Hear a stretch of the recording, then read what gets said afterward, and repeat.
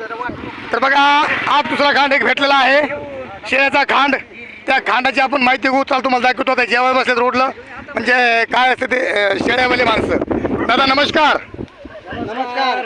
बोला काय परिस्थिती तुमच्या शेळ्याची? परिस्थिती काय, रोडने येतो रोडने जातो. शेळ्याची लई भानगड आहे आमच्या चालण्याची. हो शेळ्या मारायला लागल्यात. हो 10-15 शेळ्या मेल्यात एक जणाच्या. एक. कशामुळं? खाण्यासाठी खायलाच नाही ते. चौकट पाणी का? पाणी किती टाका तुमच्या गावाला पूर आलता? 5 झालं याच्या सगळं. चाला जागाच कुठं नाही का? कुठंच नाही. नुसतं रोडने यायचं रोडने जायचं. बोला महाराज. शेतकरी शेतकऱ्याचं काय आलंय?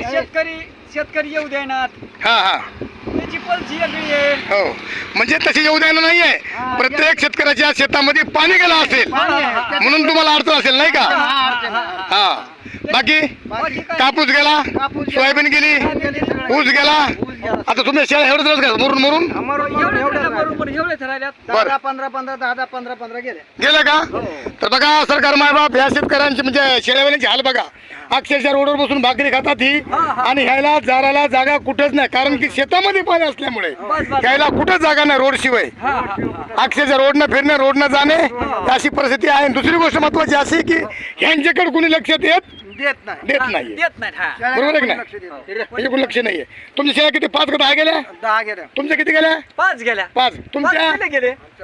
5 तुमच्या? 6 तुमच्या दादा? 4 तुझ्या बाबा? अच्छा बघा अशा या शेळ्यांची परिस्थिती आहे. गाव कोणतं तुमचं? तालुका? तालुका माजलगाव तालुका. जिल्हा? जिल्हा बीड. अच्छा अशी परिस्थिती आहे बघा शेळ्यावाल्यांची. तर खरोखर गव्हर्नमेंटने याची काय दखल घ्यायला पाहिजे आणि या दखलच्या माध्यमातून शेतकरी पंचनामा तर ठीकच आहे, पण खरोखर माझे मायबाप सरकार अक्षरशः शेतकऱ्याची अशी हालत की अक्षरशः शेतीमधला ऊस गेला, कापूस गेला, सोयाबीन गेलेली आहे. हे बघा पाणी शेतामध्ये आणखी दिसतं बघा. हे पाणी हे पूर्ण पाणी शेतामध्ये गेलं बघा. काय शेतकरी तरी करणार आहे?